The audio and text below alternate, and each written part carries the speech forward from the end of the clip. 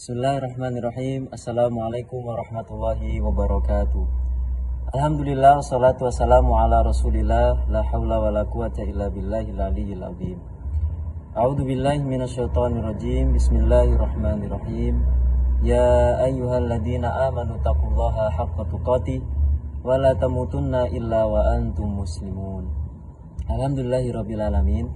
Pada kesempatan hari ini kita masih diberikan Allah sehat walafiat, diberikan juga kesempatan dan kemampuan dalam menyambut bulan Ramadan yang mulia ini, di mana adalah nikmat yang besar yang diberikan Allah Subhanahu wa taala kepada para hambanya. Maka seseorang yang beriman dengan keimanan yang ada dalam hatinya ini, dia akan senantiasa menjalankan ketaatan yang Allah perintahkan pada dirinya. Karena iman membutuhkan pembuktian. Iman membutuhkan pengorbanan, tidak hanya lewat dengan lisan. Maka ketika Allah Ta'ala berfirman, A'udzubillahi minasyaitonirrajim, Ya ayyuhalladzina amanu kutiba alaikumusiyam kama kutiba alal ladzina min qablikum la'allakum tattaqun. Wahai orang beriman, telah diwajibkan atas kalian berpuasa. Maka yang dipanggil adalah orang beriman. Panggilan ya ayyuhalladzina amanu ini juga merupakan panggilan sayangnya Allah kepada hambanya. Maka ketika keimanan ini dipanggil, keimanan ini tersentuh, maka seseorang ini akan dengan rela dan mudah melaksanakan apa yang Allah perintahkan. Kalau dalam konteks Al-Baqarah tersebut adalah berpuasa, maka dia akan berpuasa. Jadi seseorang yang mampu berpuasa itu bukan gara-gara makan sahurnya yang banyak, bukan ketika sahur meminum suplemen atau vitamin yang menguatkan dirinya ketika berpuasa, tidak. Namun kekuatan dia berpuasa dipelajari seberapa besar kekuatan iman pada dirinya. Hadirin sekalian, ya semoga senantiasa dirahmati oleh Allah Subhanahu wa taala. Pada bulan Ramadan juga ini Allah Subhanahu wa taala menurunkan Al-Qur'an yang penuh dengan keberkahan.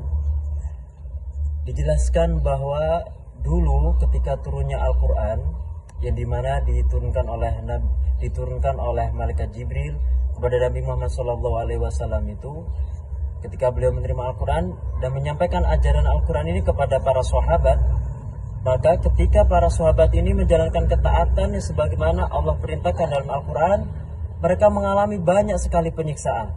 Mereka ada yang dipukuli, mereka ada yang dicela, dimaki-maki, bahkan mendapatkan penyiksaan yang sangat menyedihkan. Kemudian sebagian orang kafir mengatakan, tidaklah Al-Quran diturunkan kepada Muhammad dan umatnya ini, tidaklah hanya menjadi beban, menjadi susah pada diri mereka. Kemudian apa yang dijawab oleh Allah Subhanahu wa taala? A'udzubillahi minasyaitonirrajim.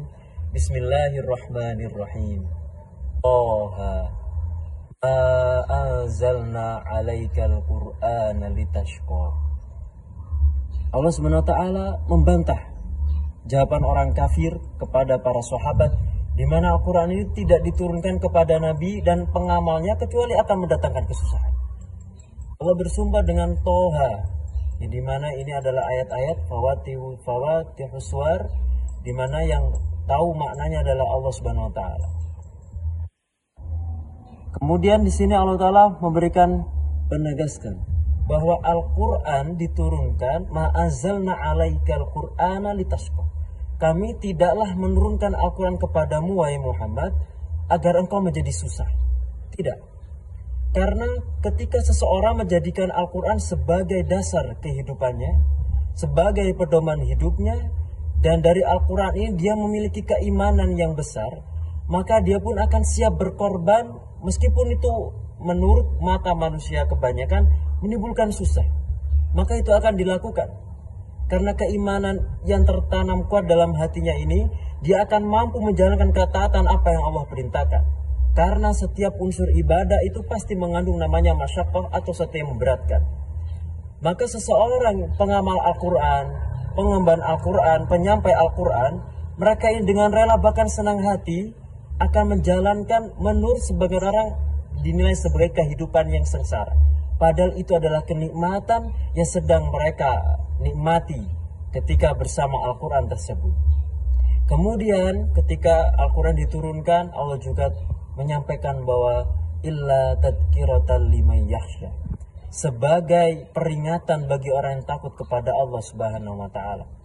Jadi ketika Al-Quran dibacakan, Al-Quran dibuat sebagai kajian, tidaklah seseorang memperoleh kebaikan Al-Quran, keberkahan Al-Quran, kecuali ada orang yang memiliki rasa takut kepada Allah Subhanahu wa Ta'ala. Karena ibadah ini dibangun atas 3 hal. Yang pertama adalah hubbu, yaitu cinta kepada Allah Subhanahu wa Ta'ala. Yang kedua adalah ar-raja, berharap kepada Allah Subhanahu wa Ta'ala. Dan yang ketiga adalah al-khauf, rasa takut.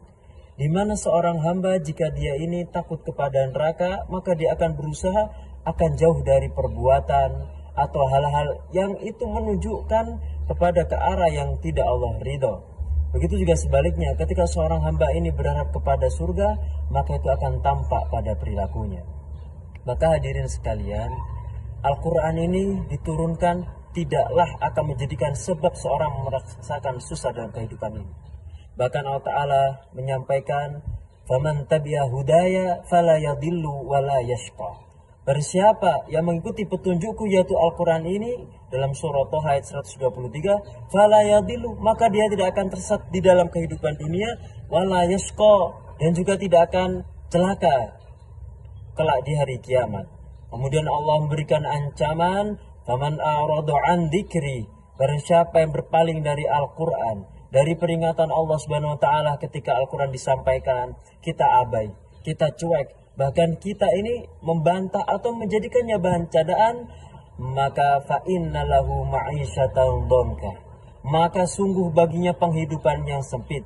Dalam tafsir Ibnu Katsir bahwa ma'isyah ini adalah arzak, yaitu rezeki-rezeki. Sedangkan rezeki tidak hanyalah uang, kesehatan, ketenangan, hidup dalam taat kepada Allah itu adalah rezeki. Maka baginya kehidupan yang sempit. Bahkan jalan-jalan dia mengikuti petunjukku yaitu Al-Quran ini, dalam surah Toha ayat 123, fala yadillu, maka dia tidak akan tersesat di dalam kehidupan dunia, wala yashqa, dan juga tidak akan celaka kelak di hari kiamat. Kemudian Allah memberikan ancaman, faman a'rada an dzikri, bersiapa yang berpaling dari Al-Quran, dari peringatan Allah Subhanahu wa Ta'ala ketika Al-Quran disampaikan, kita abai, kita cuek, bahkan kita ini membantah atau menjadikannya bahan cadaan, maka fa inna lahu ma'isyatan dhanka, maka sungguh baginya penghidupan yang sempit. Dalam tafsir Ibnu Katsir bahwa ma'isyah ini adalah arzak, yaitu rezeki-rezeki. Sedangkan rezeki tidak hanyalah uang, kesehatan, ketenangan, hidup dalam taat kepada Allah itu adalah rezeki. Maka baginya kehidupan yang sempit. Bahkan jalan-jalan dia untuk memperoleh kebaikan ini sempit. Maka naudzubillahi min dzalik. Kemudian apalagi wa nahsyuru yaumal qiyamati a'ma, dan kelak kami akan mengumpulkannya pada hari kiamat dalam keadaan buta matanya. Kemudian dia bertanya kepada Allah, qala rabbi lima hasyartani a'ma, wahai Rabbku, kenapa engkau bangkitkan aku dalam keadaan aku buta, wa qad kuntu basira, padahal dulu selama di dunia saya ini orang yang melihat. Kemudian Allah menjawab, kadzalika atatka ayatuna fanasitaha wa kadzalikal yauma tunsa. Karena dulu selama di dunia datang ayat-ayat kami, datang perintah kami, datang larangan kami, engkau abaikan, maka pada hari ini engkau juga diabaikan di dalam neraka. Maka Al-Quran ini turun sebagai obat bagi seluruh hati yang di sana ada luka. Al-Quran ini adalah hal yang dapat memperbaiki keadaan hidup seseorang. Al-Quran ini adalah hal yang dapat memperbaiki keadaan umat. Maka sejauh mana keberkahan hidup seseorang diperoleh sejauh mana dia menjalankan isi Al-Quran.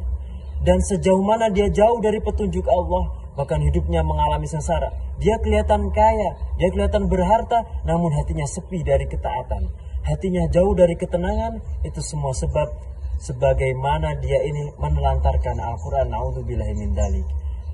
Mungkin sekian yang dapat saya sampaikan. Maka pesan terakhir saya, Al-Quran turun bukan sebagai sebab kita akan menjadi susah, namun kesusahan sementara itu kelak adalah sebagai wasilah kita memperoleh kebaikan hidup yang baik di sisi Allah Subhanahu wa Ta'ala.